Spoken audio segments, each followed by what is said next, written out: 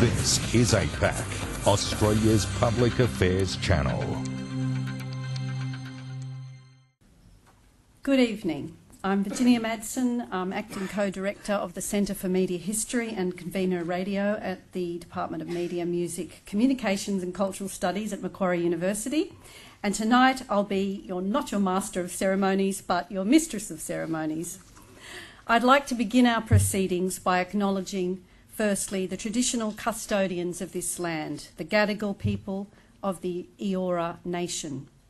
I would also like to pay my respects to the elders, both past and present, of the Gadigal and extend that respect to other Indigenous guests present here today.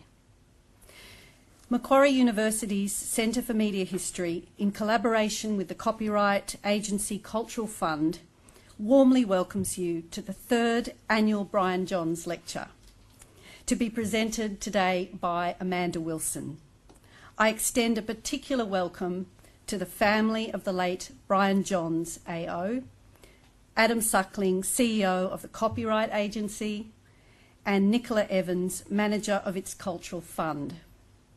Also the Chancellor of Macquarie University, the Honourable Michael Egan AO, and Angelo Fran, Chair of the Centre for Media History's Advisory Board, and also to other members of the Centre's Board and Management Committee, and of course Amanda. I want to start with just some very simple housekeeping. The bathrooms, if you're wanting to leave during the lecture, are to be found just down there to your right. You just go out that door and you'll see them pretty much straight in front of you.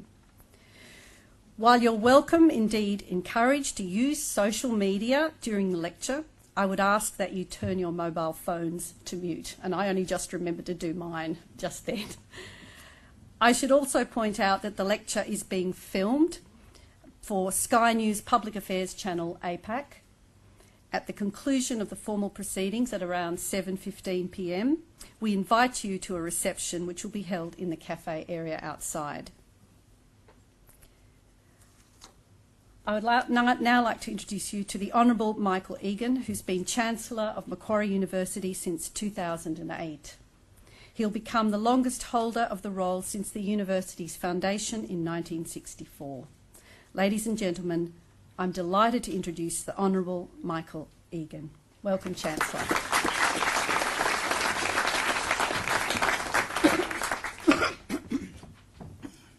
Well, thank you, Virginia.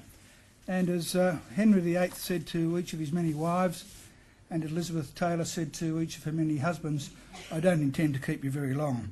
But I would first like to acknowledge the traditional owners of the land in which we meet and pay my respects to their elders past and present. Well, can I, as Chancellor of Macquarie University, add my words of welcome to those of Virginia. Our Centre for Media History, I'm told, is the only one of its kind in Australia, so I'm pleased to be able to boast about that. And this, of course, is the third year that we've teamed up with the Copyright Agency to sponsor this now annual Brian Johns Lecture. And I acknowledge Adam Suckling, the CEO of the Copyright Agency, and I acknowledge the great work it does. And of course, it's an organisation that Brian Johns had a lot to do with. Now, I must admit that I never met Brian personally. He was someone I always wanted to meet. He was someone that I had a very high regard for because of not only his reputation, but what I was told by many people who did know him. And when he died early last year, I was not only sad that he died, but thought I'd missed my opportunity to meet him. So I was really pleased when, at about the same time, I learned that Macquarie University and the Copyright Agency had already commenced the annual Brian Johns Lecture. Now, Brian, of course, had an illustrious career. First as a journalist, and he worked for a number of different media organisations, including the Sydney Morning Herald and the Australian, but also the Bulletin.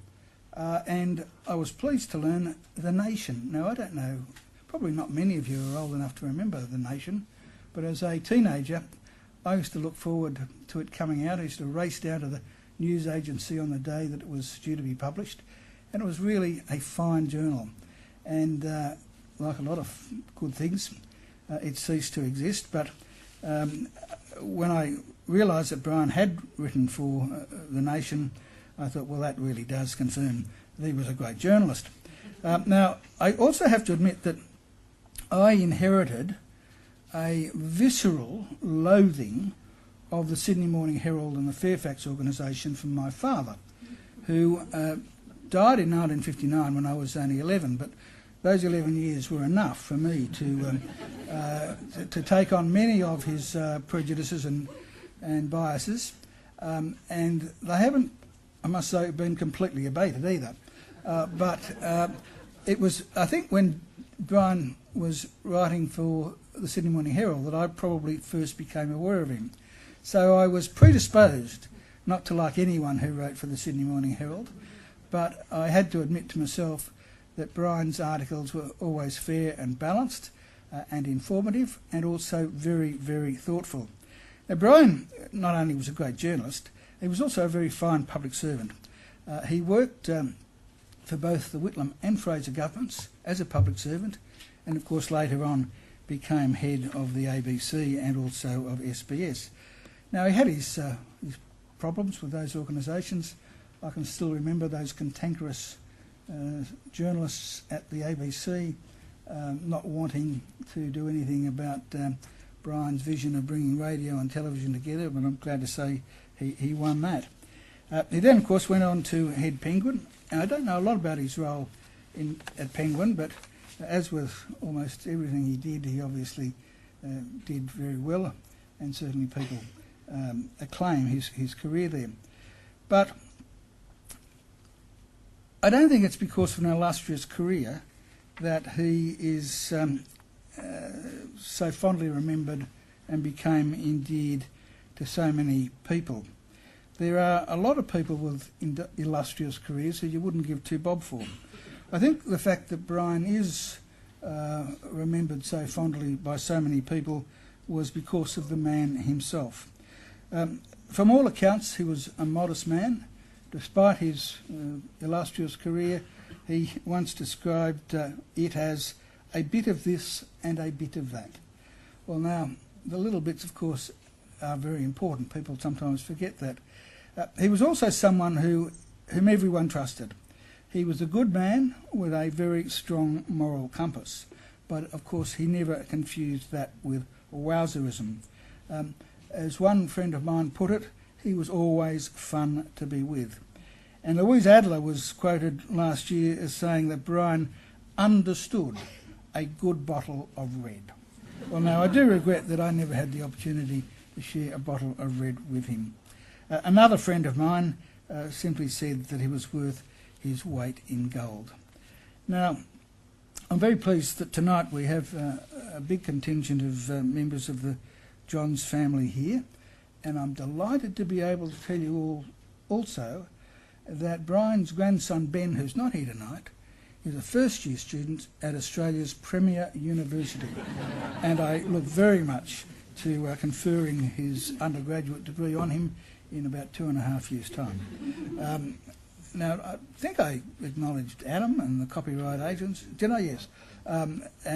So I'm very pleased that once again you've teamed up with Macquarie, and thank you for your ongoing support. Well, my job tonight is simply to introduce Amanda Wilson, the person you've all come to hear. Now, Amanda, as I'm sure most of you will know, is a journalist and a communications professional. She was the first woman editor of the Sydney Morning Herald in 2011, although I was listening to someone on the radio yesterday talking about the first woman something or other, and he made the point that his daughter took him to task for saying that because it's not something you should say, and I tend to agree. In any event, she became the editor of the Sydney Morning Herald in 2011. She's also worked for the Australian and the Sunday Telegraph, in Britain for the Financial Times, which is still one of my favourite newspapers. I think probably because, like the old Bulletin that I remember, it's on pink newsprint, and so that to me indicates quality. The Times, the Sunday Times and the Sunday Express, and in Hong Kong, the South China Morning Post, which I also have always found to be a good newspaper. She was a founding committee member of New South Wales Women in Media, and a former board member of the Paris-based Global Editors Network. Now, at the conclusion of Amanda's address, Dr. Willa McDonald will be the Tony Jones of tonight. She'll be moderating the Q&A. So, ladies and gentlemen, will you please put your hands together to welcome Amanda Wilson.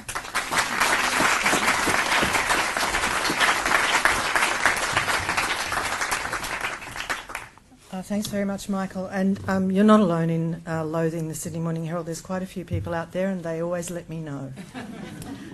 Good evening, everybody. So when I was asked many months ago to give this lecture, I was deeply honoured to be associated in this way with Brian Johns, whom I never had the good fortune to meet. I chose my topic in the new year, and I hoped that in the intervening months some genius would crack the puzzle that is the failing news business model. Sadly, that hasn't happened, and my talk is all too timely. And no doubt you were all asked out the front to sign the petition, and I hope you did. I was introduced to newspapers by my nana. So she was a super recycler. Everyone else in Northcote was as well in those days. There was a toilet at the bottom of the garden, which you had to approach through spider territory. And the loo paper was the neatly cut up squares of newspaper, threaded with string and hanging on a nail. And these snippets of newspaper were a great diversion from having to go back in and do the dishes. So I don't know what the water board thought about thrifty people like Nana who clogged the sewers, but I tell the story to illustrate how integral the business I used to be in was to the lives of people not so long ago. The newspaper was really handy. And it was also a key source of information, even if many politicians, business leaders and enterprising criminals then and now thought of newspapers and their staff as nothing better than arsewipes. Nowadays, my local vet is desperate to hear from anyone who has old newspapers to donate.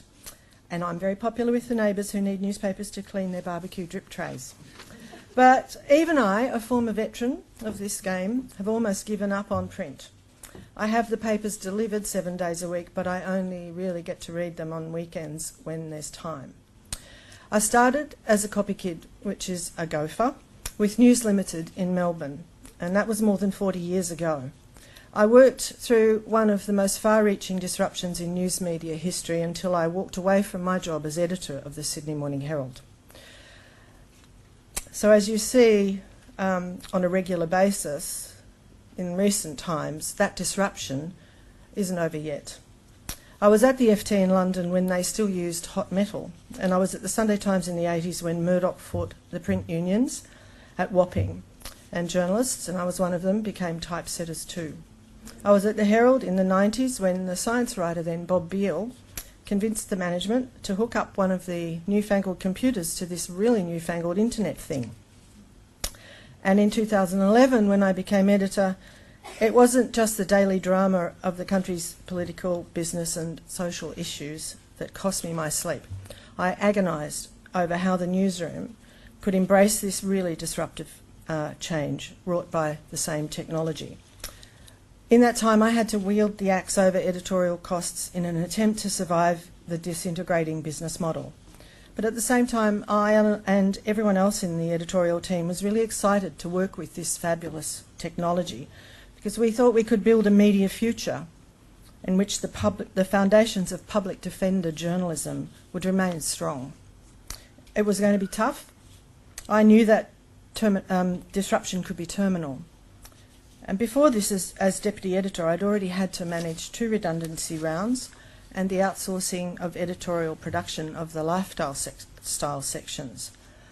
And then with fewer staff to put out both a daily and a Sunday paper, I had to restructure 2 newsrooms and put them into one with a 7-day roster.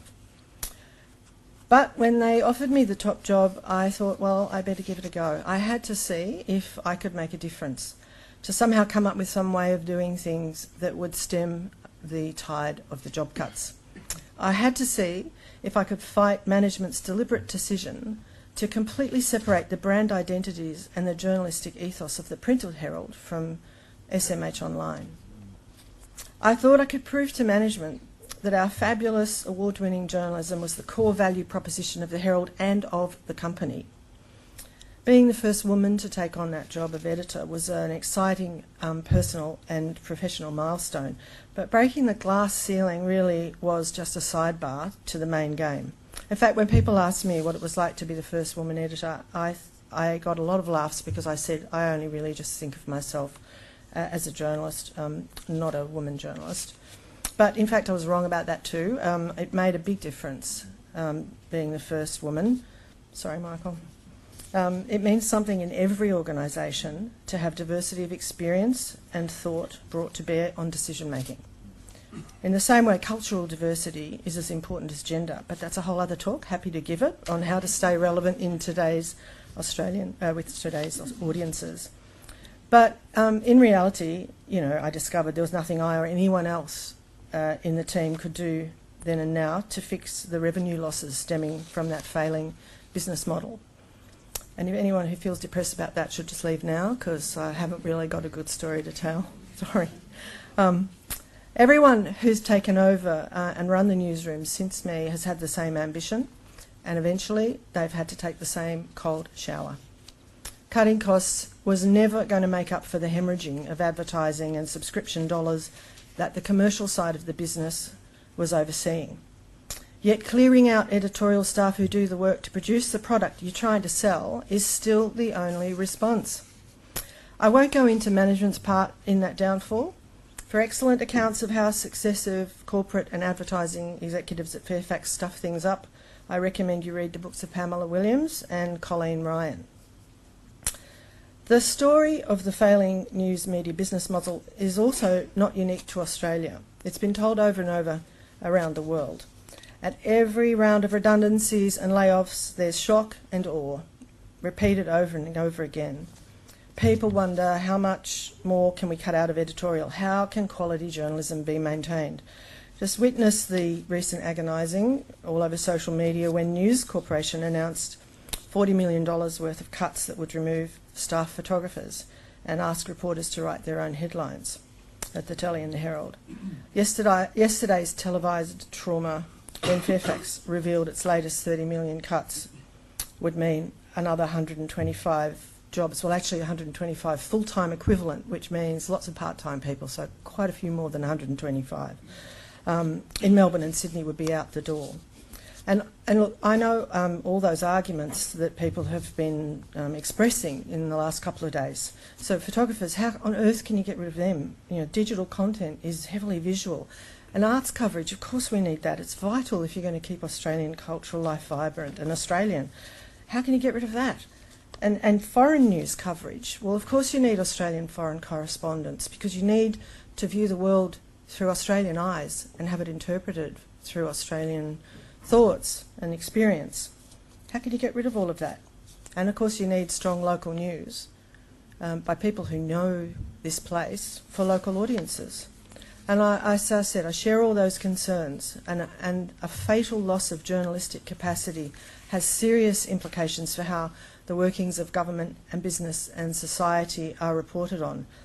And reported on not just as what's called inventory, through which data on hits and engagement is gathered to attract advertisers, but this is an integral part of democratic process. But to be blunt, for anyone trying to run a media company, the maths is simple. It's just cheaper to use freelancers. They buy their own equipment, they pay their own insurance, run their own cars. They don't get paid when they're sick or on holiday. And you can just get rid of them if you don't like them or you don't think they're any good. Anyway, back in 2011, when I was installed in the editor's office, I saw really clearly that there was no fighting the numbers. No matter what I did, there was just more outsourcing, more redundancies. And then one day, editorial were asked to come up with a plan to become completely digital first. And this would break down, finally, we thought, the internal silos which kept an infuriating and frustrating separation between print and digital. And this was going to save the day. We were cautiously optimistic that this might also mean that the split personality of the Herald in print and online would disappear. Just maybe print's checks and balances would exert more quality control over the website. No such luck. I was on the steering committee of this restructure project that saw my own job My own role, that is the traditional editor with a capital E, in charge of everything, whiteboarded out of existence with very much management encouragement. And now, 5 years later, many more restructures and redundancies later, I keep paying for the papers I don't need because I'm loyal to my tribe, those people out the front. They're the women and men who still work in journalism, who believe in what they do, and who are mentoring tomorrow's Walkley Award winners. They're trying to keep meticulous, professional and important Australian news gathering capacity in words and images alive. I can't give up on them, those people who persevere in a profession that seems utterly unsustainable. It's really hard to see how these latest cuts at Fairfax will leave any warm bodies at all, certainly any warm bodies with real expertise in the newsroom. But then that's why I'm not there anymore. I lost my taste for that Kool-Aid that they're all drinking. At the other end of the storytelling spectrum, though, I do have a little bit of good news for you. Earlier this year, I heard Julie Snyder, executive producer of Serial, tell a rapturous Opera House audience about the success of the podcast. And if you have not downloaded it, I recommend you do. It comes from the same stable as This American Life. When she told the audience that it had reached 250 million downloads, they went wild, cheering. And that is an amazing reach for a piece of long-form broadcast journalism about a murder case. It's a reach only made possible by the ability to download for free exceptional work by experienced journalists trained in long-form storytelling and working in public radio. And it's a reach made possible because word of its brilliance was shared widely on social media, and all of that happened without anyone paying a cent. So that's the problem. More people than ever are able to read, to listen or to watch a great piece of journalism, and very few of them are paying. The revenue from advertising, and you're probably not surprised to hear this, is going to Google and Facebook, not to pay for expertise in newsrooms. In the United States, 99 cents in every advertising dollar goes to Google or Facebook. It shouldn't be a surprise because almost everybody you know, and pretty much everybody under 40, gets most of their information from social media or social channels. And digital ads are cheaper, paying for them are much cheaper than print. So why, if you run a business, would you advertise anywhere else? So I said at the outset, it's not entirely new, and I'm not going to run through all the fatal numbers here. Suffice to say that news executives around the world have agonised over it, and they still are. In 2007, I spent several weeks at Stanford University, lovely place, immersed in thinking about what tomorrow was going to bring for news media. And I visited an organisation called IDEO, which is in Silicon Valley. It's an amazing design company, and they specialise in innovation. They invented the mouse for IBM back in the day. It's one place I'd really love to work. They have all sorts of people from all sorts of professions working there to come up with great design ideas. So I asked them how they would solve the problem of newspapers' demise, and they said really bluntly they wouldn't take the job. And then I met someone called Guy Kawasaki, amazing man, Silicon Valley venture capitalist, inspirational really, and I asked him what he recommended that I could do about newspapers. So he looked at his iPhone, and they were really only a couple of months in the market at that point, and I was holding the LA Times, and he just said, no contest. It was depressing, but I came back really energised because I thought the iPhone had massive potential, and I was on a mission. I was going to bridge the print-digital divide at Fairfax. But I found, it was almost impossible for a print editorial executive to be heard on the subject of digital disruption. We were seen as very expensive dinosaurs whose contributions were a thorn in the side of those higher up the food chain because we were always banging on about loss of journalistic quality and values. Back when I was managing the lifestyle section, so that was Spectrum and the food and all of that sort of thing, I saw the writing on the wall when I ran a brainstorming session to work up ideas for a new entertainment section.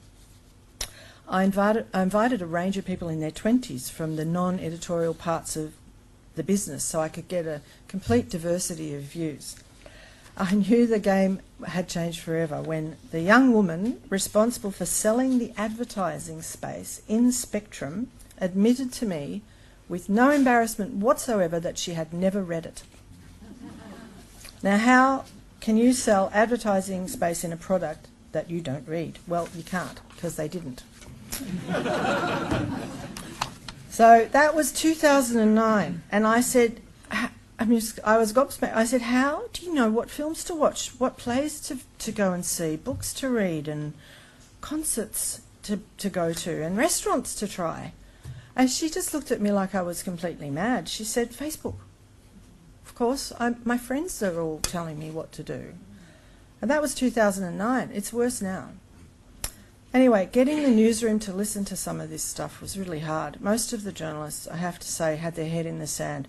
They were unable to consider that their work was becoming too expensive to sustain. Most were pretty ignorant of who read what, how many papers were sold, and why we had to tell them once again there was a clamp down on expenses. And it came as a shock to most in the newsroom some years ago when we shared market research with them, which showed that the classifieds, not the journalism, sold the big fat weekend paper that almost killed the dog on the driveway when it got thrown on there every Saturday.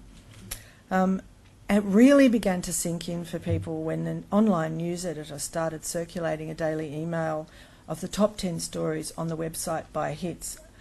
Well, there was consternation that a computer game review or a comment piece on Yobbos in Bali might rate higher than a hard-earned hard news piece. Well, in 2006 I visited several media organisations in Europe looking for a magic bullet. Well, they were digging their own graves over there as well as they tried to work out how to triage the injuries inflicted on their business model by digital disruption. They tried to ignore the winds of change blowing in from the US where papers were failing fast. And there were long, long debates about whether the decline was just cyclical or more seriously structural. Back home, we had our fingers crossed that management would find some way to keep the ad revenue from disappearing.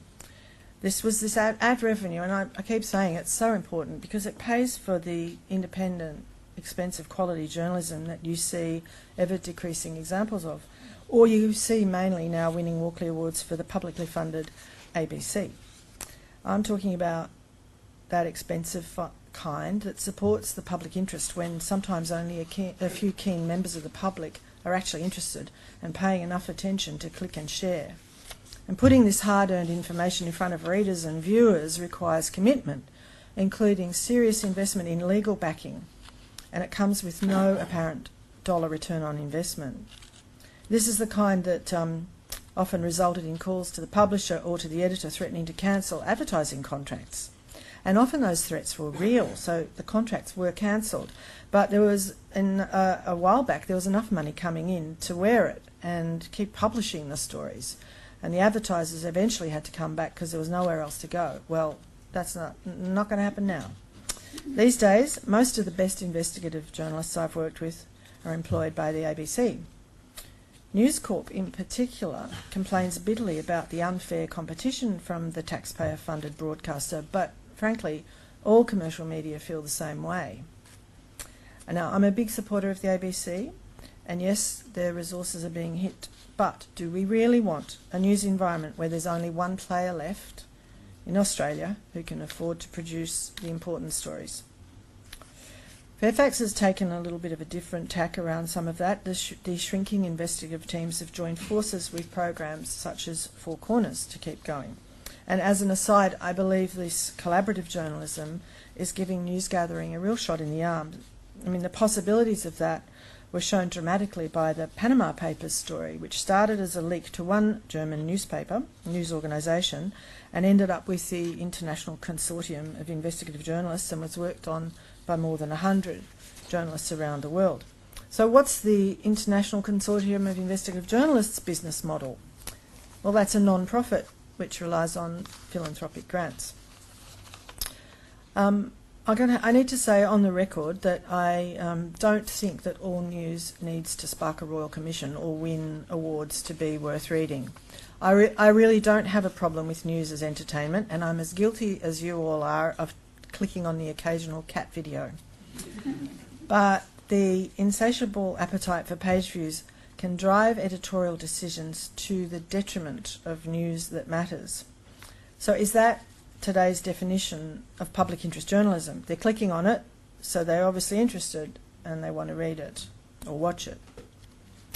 A recent survey of Australian news consumption for the Digital News Report Australia 2016 found that more than half of respondents said social media was their main source of news. In the US at the same time, the Pew Research Centre found that figure was 62% of adults. Deloitte last year, in their Australian Media Consumer Survey, found that the preferred entertainment activity of 60% of respondents of all ages across the board was using the internet for social interests, and only 19% read newspapers either online or in print. So, as print disappears, in theory it should be easier for big publishers to find a workable business model. After all, you've got all the news you could ever want in the palm of your hand, and publishers can remove all those huge costs, buying the paper, maintaining printing plants, distributing a physical product across large distances, as we have to do in Australia. Well, the wrinkle there in that big idea is that digital advertising has simply failed to live up to its promise of replacing the print ad revenue. And I suppose, you could wonder surely that newsrooms which had never had the burden of print can be more agile, more cost-effective, and devise a business model that pays its way. But apparently no, because as has been seen with Salon, Vice, Mashable, Gawker and BuzzFeed, they've all had to cut back on staff. In the US, which is something of a bellwether for us, the most successful media organisations are the two big trusted brands, the New York Times and the Washington Post. At the Post, Amazon's Jeff Bezos came in on a white charger to inject big funding and a digital mindset to save one of the world's most famous mastheads from its deathbed, and it was on it. The US has also seen a resurgence of interest in paying good journalism because of the Trump factor. They're calling it the Trump bump.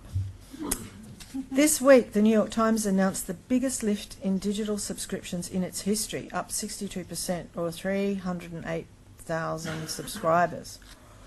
Well, I hate to say it, and so I'm not actually saying it. Can you wipe this bit off the thing? But Australian media could really do with a Trump of its own to bring paying customers coming screaming back to the fold. But other than that, how do news organisations convince people, especially young people, of the value of this business proposition? The New York Times, as part of its push to rejuvenate readers, recently announced that it had 1.3 million high school student subscriptions. Fabulous. But all of them were subsidised by $2 million in reader contributions. And that was one anonymous donor who gave $1 million. That's nice, getting readers to donate to the world's most famous media organisation, which would have been unthinkable not so long ago. But actually now there's serious money being put into this donation model, or being called the membership model, to see how it might be leveraged. And this is coming from a camp in the US which argues that finding a sustainable business model is less important than restoring trust in the media. Well, some of us, really old-fashioned people, believe that the two things actually should go together. Jay Rosen, who's a New York University academic, is working with a Dutch group called The Correspondent, which takes no ads and there are no commercial sponsors. They have 56,000 members, and each one of those pay about $63 a year. So the Correspondent is going to expand to the US, and Jay Rosen has a grant of $500,000 to research their membership strategy. Nice work for an academic, I would have thought. So the money's coming from the Knight Foundation, the Democracy Fund, and First Look Media, which is Mr. eBay, Pierre Omidyar. Now, Pierre Omidyar Philanthropy has promised a total of $100 million to support investigative journalism, fight misinformation and counteract hate speech around the world. And 4.5 million of that is going to go to the International Consortium of Investigative Journalists, which is great. The Guardian, in the absence of such an angel, is chewing up the Scott Trust, which funds its journalism, and is giving the membership model a go. You may have noticed that if you click on a Guardian story, you get asked to donate. The pitch is, if you trust us, you'll want to help us to keep going and doing what we're doing. I read that The Guardian internationally could lose $100 million this year, but I am reliably informed, because they don't reveal too much here in Australia, that they might break even this year, the local operation. So that's really good news, because that would all be coming from memberships. As newsrooms strive to be more innovative, to survive, they're facing very stiff competition from everyone in the world who is on social media, flexing their fingers to write, to create videos and podcasts, to broadcast their opinions around the connected world.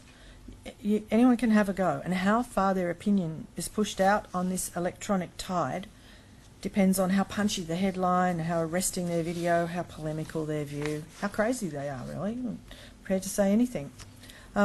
Now, newsrooms are either embracing or grappling with that challenge, and too often they face it by making their, quote, shareable content outweigh the maybe dull but very important content to boost all-important clicks and engagement.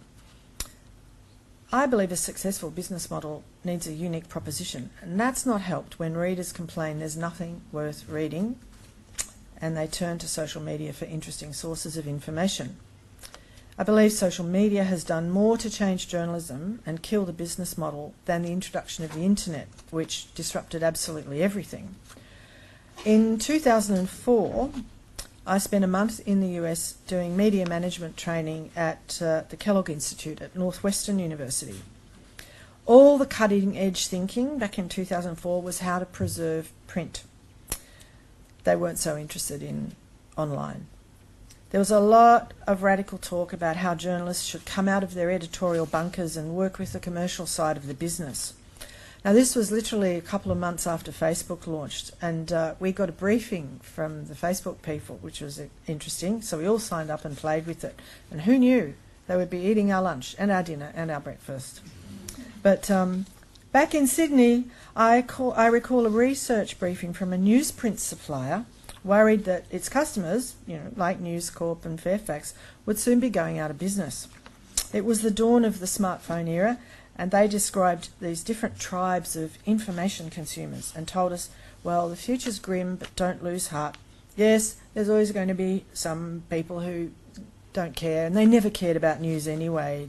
They'll just use the internet for entertainment. And yes, there'll be these digital animals who'll reject the media because in future they don't need to turn to a journalist for a synthesised version of the facts or the news. They'll find the source documents without our help and make up their own minds. But the hope, said this purveyor of newsprint, was in the fact that editors were curators. This was a new idea then, and they thought that there'd always be a need for professionals who could scour the web and the wire services for important news and information to republish or point out to our readers. Well, we were a little bit disturbed but vaguely reassured by the curator thing when we left that meeting. Well, of course, falsely reassured, as it turned out, because nobody needs journalists and editors as gatekeepers of information when they have social media. And media organisations certainly don't want to keep expensive curators on the payroll when a freelance on 60 cents a word, if they're lucky, can produce a piece of lifestyle content that will be endlessly shared. This week, Facebook announced that its revenue was up 49% year on year to $8 billion. Now, Facebook has 1.9 billion active monthly users around the world. There's many more signed up to it. That's a really large country whose citizens are sharing a lot of news that Facebook has not invested a single cent in producing. They have stolen it. Much of the news being shared is important, interesting, and well sourced. But what 1.9 Facebook users see is at the mercy of Facebook, which can change its newsfeed algorithm so people can see, quote, the stories they find most meaningful, so that it is, quote, subjective, personal and unique. Well, you can live in an echo chamber where you only see news and information shared by people whose views you agree with, if you want. The problem for news organisations is that when they try to compete for eyeballs in that space, often their executives make decisions based on what the algorithm is going to like, and based on what large chunks of their audiences with short attention spans will tolerate. That's not good for news executives struggling to find money to resource that expensive public defender journalism. More worrying still is the huge numbers of people who are in a state of what is being called radical ignorance. So the vast amounts of misinformation and completely fake news available in the palm of your hand is leaving some people, and many of them are voters, with a false sense of expertise on any number of subjects. Radical ignorance is a phenomenon described by Robert Proctor, a science historian at Stanford, who first looked at it in the context of how big tobacco spread misinformation about the perils of smoking. And this was done under the guise of balanced debate. And it's now how climate change deniers get to argue against the evidence and convince enough people in the community that they're right.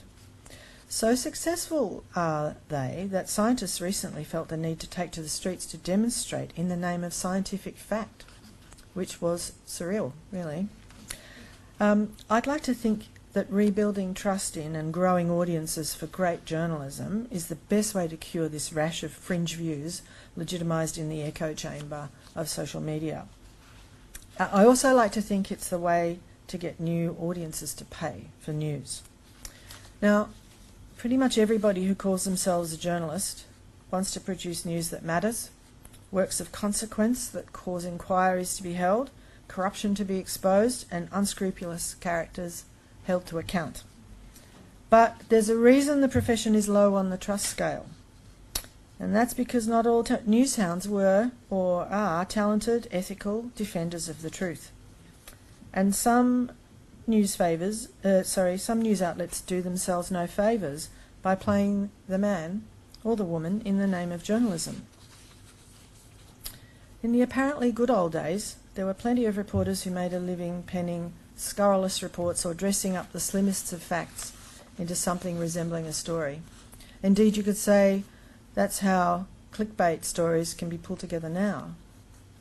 There were also people who could and would make a story out of anything. They could walk into a grieving mother's lounge room, convince her to give up the only photo of her dead child, and then promptly lose it.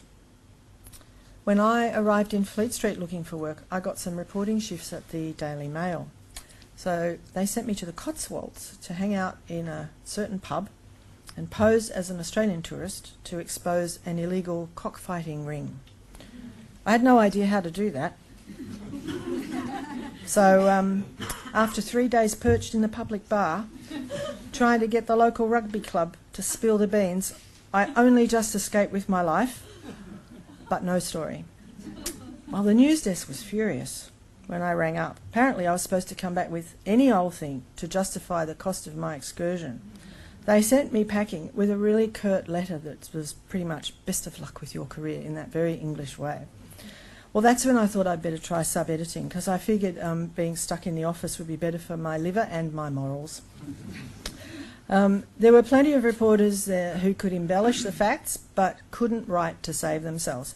Never mind, the subs could turn any pile of rubbish into a front page piece that had the paper walking off the newsstands. Journalists also had a well-tended blind spot when it came to worrying about what mattered to their readers.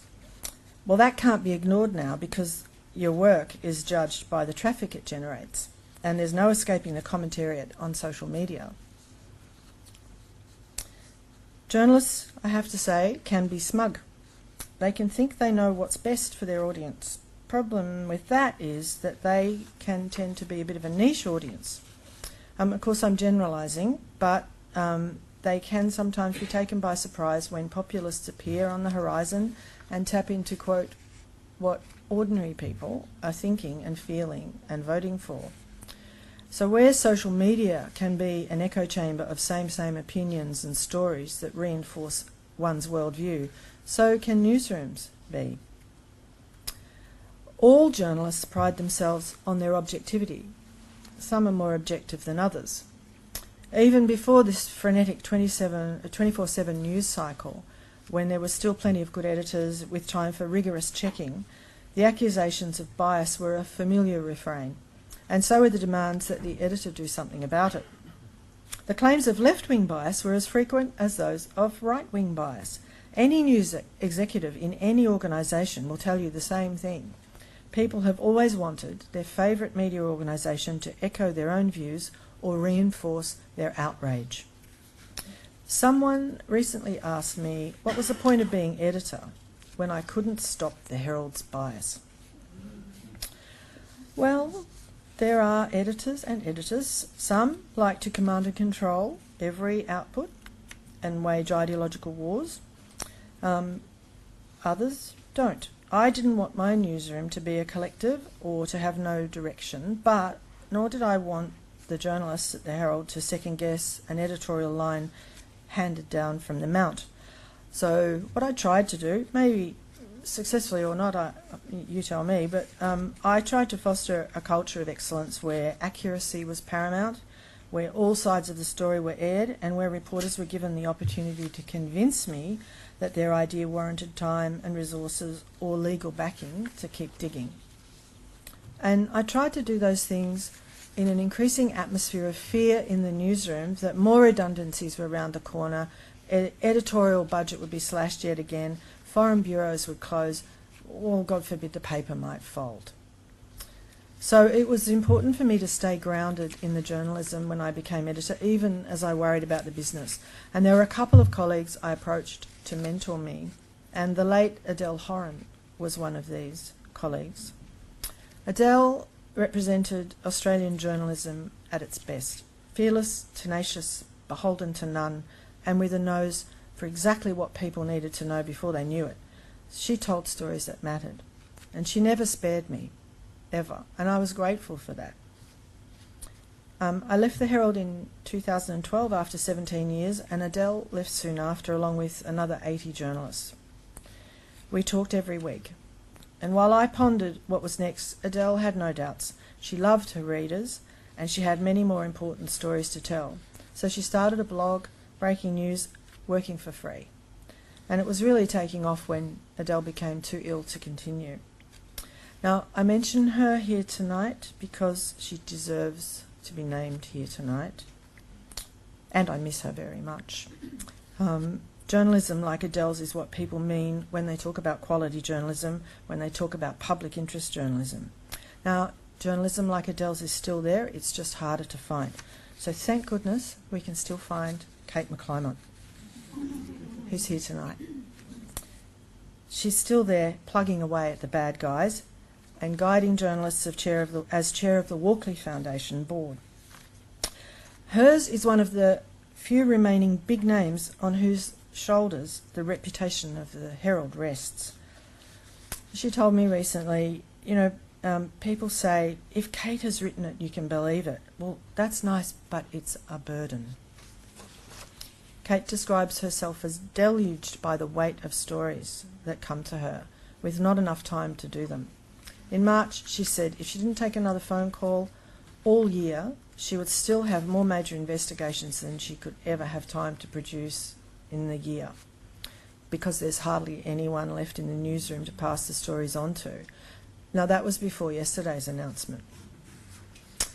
Well, it may seem like a really odd comparison, and I hope Kate forgives me for saying this and making it, but it's a bit like the horse, the fate of the horse. There was a time when equine employment prospects were terrific, and then along came a technological disruption in the form of a car. So now you're left with some very expensive stars of the track, which draw in the big money for their owners and their backers. So if news that matters and the people who produce it are to avoid a similar fate in the next great wave of connectedness that's going to hit us, that's the internet of everything, then we all need to work at it. So managements need to work out a business model that successfully gives us, the news consumers, something we want to pay for. It's as simple as that. Something advertisers want to throw money at. A survey out this week by the US Media Insight Project of what drives people to subscribe to online found that step one for news organisations is to create something worth paying for. A news product that's differentiated, focused and high quality. In an incredibly shocking revelation, it found that 40% of respondents said they paid up because the publication excelled at covering topics they care about. As consumers, we need to support Australian journalism. Abundant access to global media and paying for glamorous new arrivals on the local scene like the New York Times doesn't help if you want top-class journalists lifting the lid on fraud and corruption in your own backyard. And it won't help if you want the likes of Kate McClymont training and mentoring journalism graduates who still want to work in our deadly trade. As news consumers, we have to keep up the pressure on the media organisations to do their jobs properly. As journalists, you need to seize the day and keep going if you can. The world is awash with crap masquerading as news. And any moment now, people will wake up to find they need what you do. Accuracy, context, effectiveness, trust, and amazing new tech are your tools. You're part of a new information ecosystem in which everyone must be capable of innovative and entrepreneurial thinking. Just keep embracing that.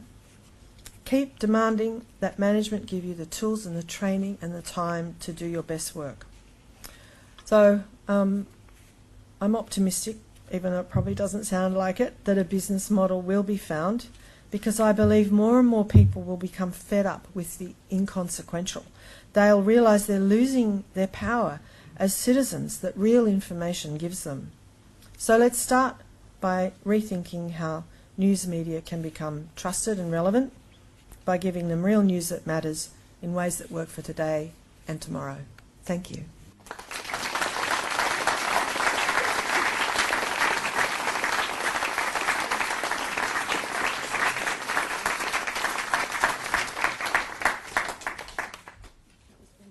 Well, thanks very much. I'm Tony Jones. No, Bella McDonald. No, you stay there because you're answering questions. Oh, okay. So we have two. Have we got the mics ready? Yep. Just a bit of housekeeping. Wow, that's bright. We have two mics for either side. If you put up your hand, I'll help Amanda know who to answer or just to answer. We have about 15 minutes, up to 15 minutes for questions.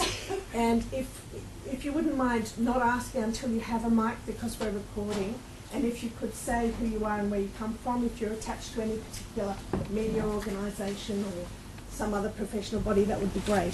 Thank you. I'm just going to start the ball rolling with a question. I just want to pick up on something that you mentioned. Yeah, I'll lean across. You mentioned you whiteboarded out. You were there and had to whiteboard out your job as the last capital E editor.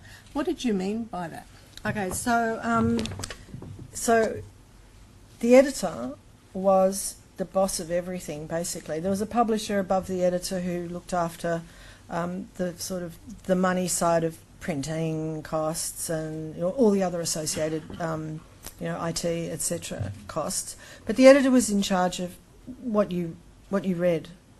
That wasn't working for management at Fairfax because they wanted to try a new method where you had someone in charge of the website, someone in charge of putting out a paper, someone in charge of maybe someone in charge of local news, someone in charge of consolidating reporters of various topics across the country, or not just at the Herald. And so it didn't suit purposes to have really strong senior people in charge of everything under that old model where the newsroom knew the editor was in charge. So at the same time as I left, Peter Fray left. He was editor-in-chief and publisher, and Paul Ramage left The Age in Melbourne because it just wasn't going to work if people like us remained in the jobs. I won't go into the great detail of that restructure that was done. There are a couple of people in the room who know all about it.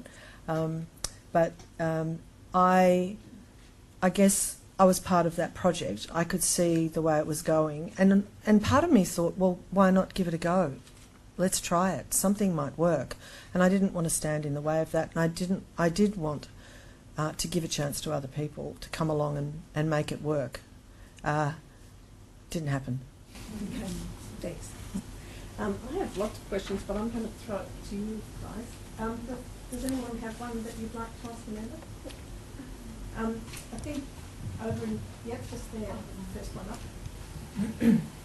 Look, I thank you for your address. It was very, very informative and all-encompassing, but I feel that there can be a consensus here, a holistic approach that would incorporate quality journalism with the media, because it has been brought to light that young people are finding the social media platform is not fulfilling for them anymore, and so there is about turn. Now, I think the platform is good for lots of things for social engagement, sport particularly, and other things, but I think for the emotional input of face-to-face, and people going back to books because they want to turn a page, I think quality journalism will always be a market, because a lot of people love quality, and also journalism is no different. It's quality, good journalism, but it's got to be good journalism, and that is a huge responsibility. Do you have a question? My question to you is, do you think that is not a possibility going forward? Have you envisaged that as part of a holistic view of the media, that good journalism can be incorporated into the future? Do you see it as a positive that can happen, or do you see it not happening at all? The problem is, I think, as I tried to explain, is that it costs a lot of money to produce journalism. You have to pay experienced people a living wage. You have to send them to places where it might be expensive to send them to get a story. You have to give them maybe a couple of months to work on something, and you have to have lawyers to back you to make sure that what you're publishing doesn't get you sued. And even if you do have those lawyers, you still get sued, and you have to have the support of an organisation behind you to be able to do that. You mentioned the word market. I mean, there has to be a market for journalism, and there's a market for it, but nobody's paying. And that's what I'm saying. Until more people start paying, then nobody's going to make enough money to produce it. I can see a positive coming out of this for the future, because I think all companies have vested interests, and the digital platform is their money-making venue, and I think that could be offset by quality journalism that they could underpin and support. Okay. You see where I'm coming from? Yeah, thank you. Do we have a question from this side? Yep. Yep. Could you just say who you are? Yes, I'm a first cousin in a way, because I'm from the book publishing industry. Aha. So, Well, you're having a little bit of a resurgence. our renaissance is happening. That's right. Which, but one of the things that really fascinated me was the membership model. I really liked what you said about that, because the inputs, to use management speak, is if it's the cover price plus advertising equals turnover, that doesn't seem to work. But if there is a third way, I think that would be very exciting, so that the brand people want to be associated with, and all those billions you talk about that are advertising with Google and Facebook, there are lots of articles coming out now that it's not actually winning, that the advertising's not working. And I was quite, I want to know what you thought about the American model that you studied, wasn't it? Yeah, no, I haven't seen any research that says that that they're not winning on the advertising front. I have an expert in the room here. They're not really engaging with digital ads. Could you use the microphone? Well, look, I just read that they weren't engaging with digital advertising, they were with print. That might be true because you have to have good advertising wherever you're going to put it. You know, there's rubbish and there's brilliant advertising that you engage with. So I think it's probably people don't spend enough on digital advertising to make it interesting. But the membership model, I mean, it'll be really interesting to see what Jay Rosen does with his $500,000 to research it. They want to try and introduce it, particularly in local news organisations in America, because they've been dropping like flies. And, you know, it's a huge country and they really need to cover local news. It can't all just be Washington and New York centric, which is what it's looking like at the moment. So, I mean, who in the room pays membership?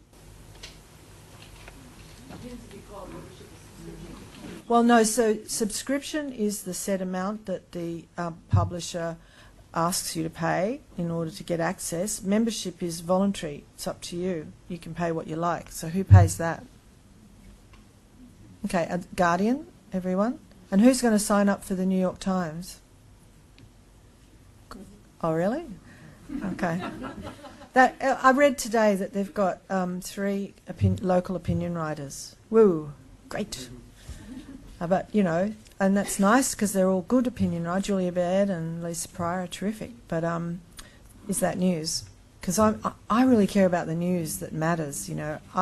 The sort Kate McClymont does, because, you know, if you knew what Eddie O'Bead tried to do to shut Kate McClymont up, you would not believe it. But you should read her book. It's brilliant. Okay, any other questions? Margaret? Margaret Van Heekeren with the Centre for Media History. You touched on this a little bit when you mentioned the ABC and government-funded journalism.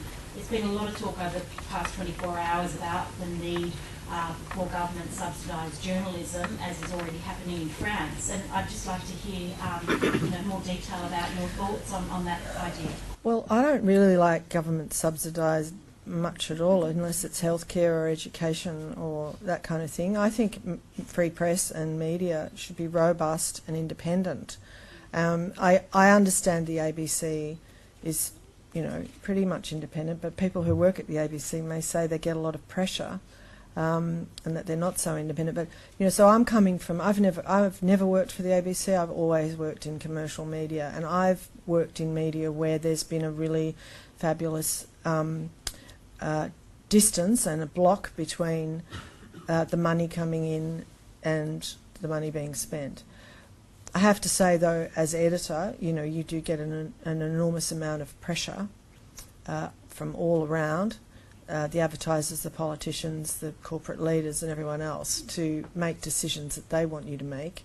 I'm assuming the ABC has a lot of pressure as well, but not from advertisers. So, look, I'm not a big fan of government subsidising, because they'll want our blood for their money.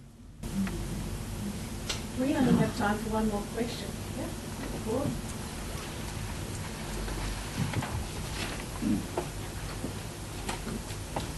My name's Roy Neal, as you know, Amanda.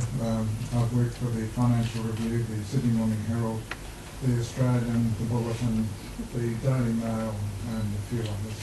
And what I was thinking, you just mentioned subsidies then, and one of my sort of feelings about media is that the one thing that is never really mentioned in any significant way is that News Limited really is an organisation which is prepared to sustain losses of millions of dollars every year. Effectively, Rupert Murdoch is cross-subsidising his newspapers, and one of the things that Fairfax is actually competing with is what in fact is a very well-produced Australian. It's a very, very good newspaper in many respects, not all of it, a lot of it far from it, but this is something that, you know, Fairfax is really, it's really the elephant in the room. It is a form of private subsidy.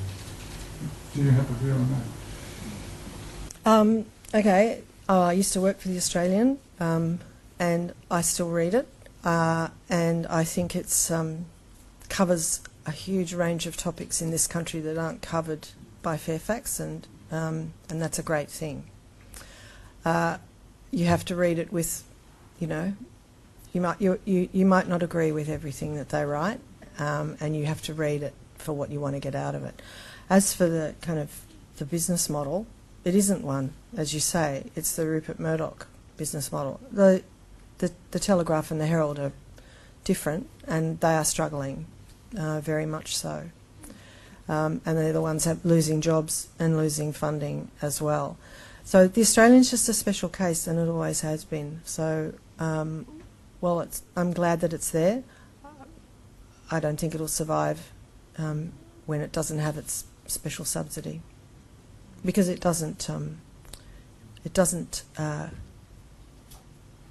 get any advertising. I once, for a client, placed an ad on the front page of the Oz, a strip ad across the bottom, offering scholarships, and we didn't get a single response. They were terrific scholarships, and not one. Whether that was because the kind of people who might apply for the scholarships don't read the Oz, or people don't read strip ads on the front page of a national newspaper. But, you know, when you advertise online with digitally with those kinds of things, you do get a really great response. So that's print. That's not the Australian necessarily. But yeah, I agree with you. It's a very unique business model. Thank you. That's all we have time for. There's more to come, but later you will have a chance if you want to keep talking outside. So thank you for the question. Thanks.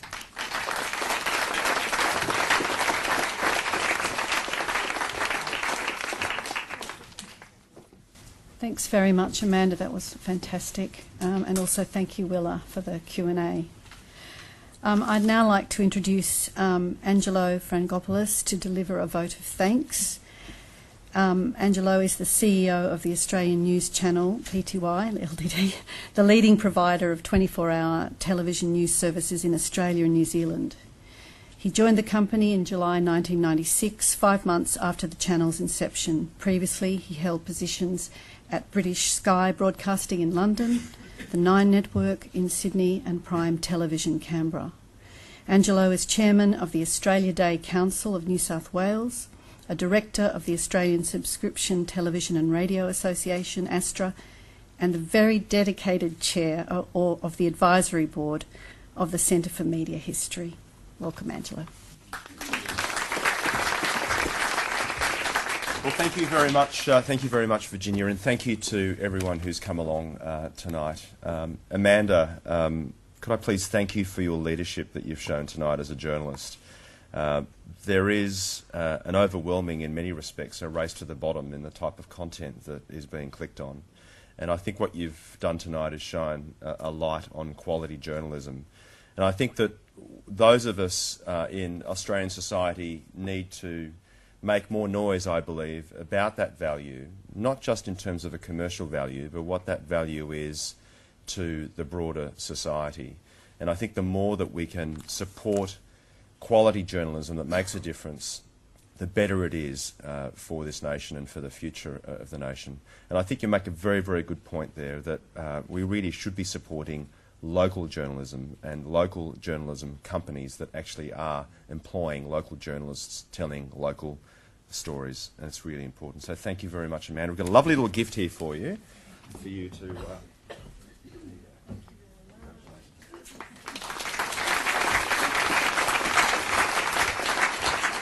I'd also like to offer my thanks to some special guests tonight. Firstly, to Brian's family here tonight, Sarah, Bridget, Simon and Daphne. It's a great privilege for us at the Centre for Media History to host this important address in the memory of a really extraordinary man who I did in fact have the great pleasure of spending some time with, and I do miss him very much. My thanks also to our sponsor, the Copyright Agency. Adam, thank you very much, and Nicola, thank you very much as well, and congratulations on your appointment. And also to the Chancellor, Michael Egan. So thank you very much, Michael, for the wonderful support of Macquarie University. And I'd also like to single out Julianne Schultz, who delivered last year's Brian Johns lecture. So thank you very much. Nice to have you here tonight. Look, as I look out at this group, this really is, Kate McClymont and all these wonderful people. It is. I do hope that you will stay with us for a while and mix with some really extraordinary people that have come along here tonight to hear Amanda. Among them is someone who I'd particularly like to single out, and that's Bridget Griffin-Foley, who 10 years ago started this centre. Its growth and success is really down to her effort and her real passion. And I'm really pleased that Willa and Virginia have continued their success with their current leadership. So thank you very much. Thanks for joining us here tonight, and I do hope that you'll join us for a few refreshments outside. Thank you, and congratulations again, Amanda.